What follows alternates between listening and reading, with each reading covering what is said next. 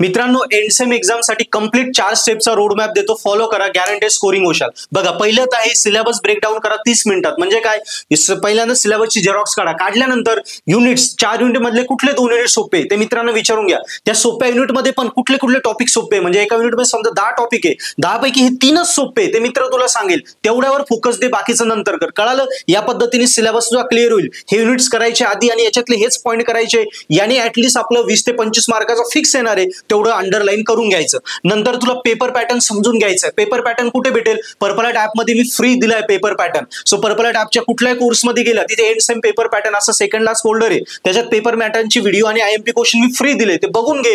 App download कर, link description मध्ये दिली आहे. त्याच्यावर तुला आयडिया क्लिअर होईल. हा पेपर पॅटर्न येतो, एकदा पॅटर्न कळाला की त्याच्यावरून क्लिअर होईल काय येईल काय नाही, कुठल्या क्वेश्चनला कुठला ऑर येतो, पेपर पॅटर्न कसा येतो, कुठला क्वेश्चन कधी अटेम्प्ट करायचा, सगळे आयडिया तुला या व्हिडिओत क्लिअर होईल. हा फ्री व्हिडिओ बघून घे. नंतर आलं कन्सेप्ट फर्स्ट. इंजिनिअरिंगचे आन्सर तू समजा 8 मार्काचा प्रश्न आहे, 3 पानं लिहिण्याची गरज नाही, 2च पानं लिही, पण कन्सेप्ट वाईज लिही. पेपर चेकर काय बघतो, याला कन्सेप्ट क्लिअर आहे का? कन्सेप्ट क्लिअर असेल तर फुल मार्क भेटतात, काही रद्द दिलेले तर मार्क भेटणार नाही. सो कॉन्सेप्ट वाईज आन्सर लिही, डायग्राम वगैरे प्रॉपर काढ.